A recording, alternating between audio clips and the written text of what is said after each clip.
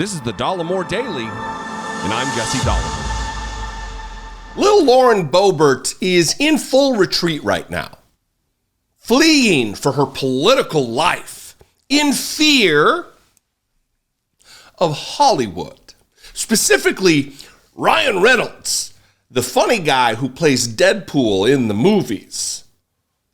Ryan Reynolds and Barbra Streisand, you know, the terrifying figure in the pantheon of American minds. She's afraid. It's long been kind of a trope in right-wing circles that Hollywood controls the social fabric and influences, it has undue outside influences on America. And she's just out there saying it. She was on with Steve Bannon the other day, and she's giving reasons for why I'm going to play this clip. It's a banger. But she's explaining to him, because he's questioning her in a fake way. He gives the answer before he actually even answers the question.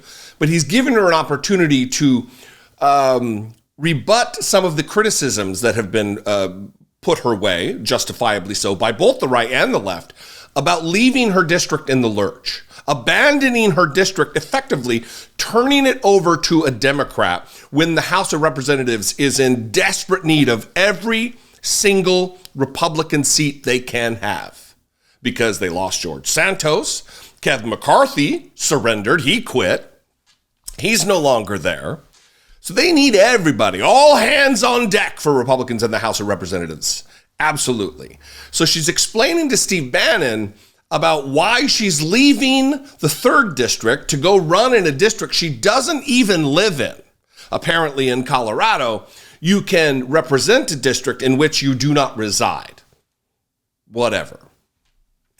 So she's blaming Hollywood, that they are attacking her, that they're coming for her in this really melodramatic way, when really what she's talking about is they've just donated to her opponent, or her former opponent's campaign, Adam Frisch. I think I've given that guy money. That doesn't mean I'm coming for Lauren Boebert. That's just how it works. So watch this clip, and I want you to pay attention to a couple of different things. One is just her ridiculous answer, but two, this is how right-wing echo chamber softball interviews goes. He asks a question, answers his own question, and then throws at her for a little bit of color commentary. Watch this. So I'm very excited about this announcement. I want to make sure. I want to make sure, because the audience is this is one that they consider very important. You're not abandoning the 3rd. Your point is that you become a lightning rod. They've raised $10 million out of Aspen, and I take the other places in your district. It's all flowing through there because of you. You believe by switching to the 4th, you're cutting off that money will cease, and you'll give a MAGA candidate a shot to win in Colorado 3rd. Steve, that's exactly correct. They do not have policies that they are running on. They're simply running against Lauren Boebert.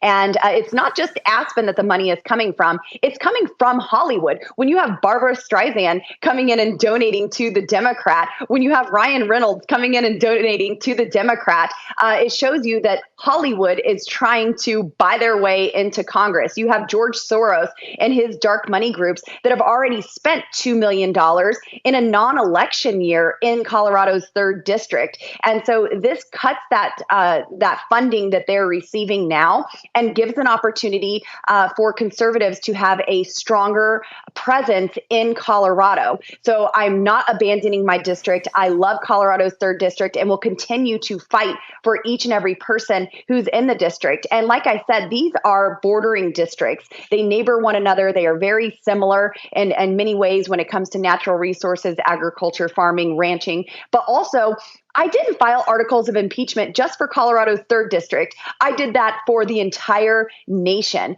You didn't file them for me, sister. I didn't want your articles of impeachment. I don't want any part of that nonsense. You didn't file them for the nation's sake. Secondly, It's interesting, the argument she's making, but doesn't apply it to other aspects of political donations. She's not saying that the oil companies and the pharmaceutical companies and big finance companies, that they are trying to buy their way into Congress by making political donations to her opponent. Secondly, and I think most importantly here, is that this is just nakedly self-dealing,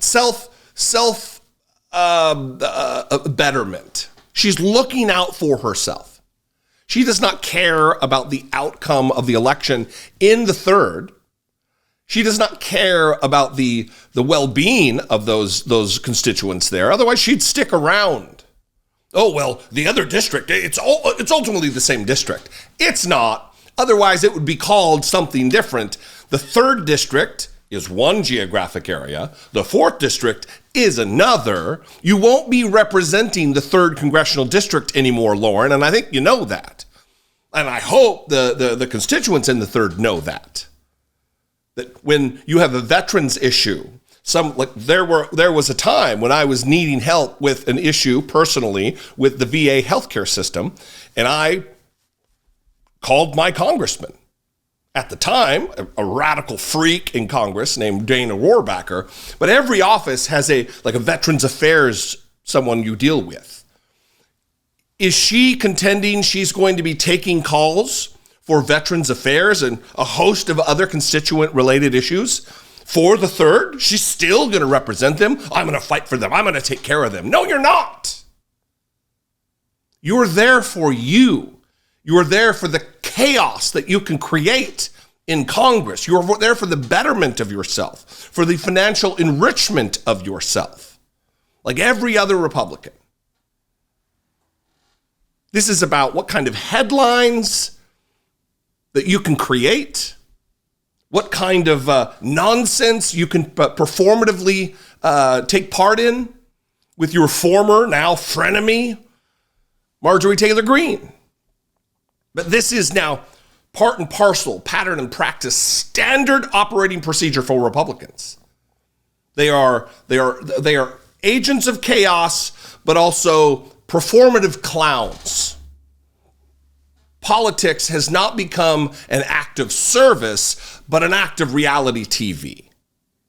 And you're witnessing it now in real time with her switching districts to a place that she doesn't even live. A group of people with whom she does not live. They are not her neighbors. Oh, but she loves it. It's the same. Agriculture, farming, hunting. Ugh. But Republican Party, they're here for it. Steve Bannon giving her every excuse, giving her the answer before he actually gives her an opportunity to answer his question as he fumbles and interrupts her. Quick, let's get to this thing. We got to address this. Stupid, gross, blatant, maybe most importantly. What do you think? I'd love to know. You can call, leave me a brief voicemail, 714-576-4054. Of course, you can email me, as always, daily@dollemore.com. And also, you can just mix it up right in the comments section. That'll help YouTube to recommend this channel to new possible viewers, people who would enjoy the content and grow the channel and the message and everything else. The other way to help grow the message and the channel is to click the join button, become a channel member for as little as $1.99 a month. For as little as that, you can help support on a monthly basis what we do, the work we do. You can also hit the super thanks button. Go over to my Patreon page, patreon.com/IDoubtItPodcast. All those are great ways to help support what we do. But most importantly, make sure you're subscribed, like and comment, and do all the YouTube-centric things. Anyway, I love and appreciate you very much. Thanks for tuning in. Follow me on social media if that is your thing. I certainly am not recommending you go join social media, but if you're there, I'm there too, having a great time. At Dollemore, I'd love to see you there. I'll see you next time. Until I do, be genuine and take care of one another.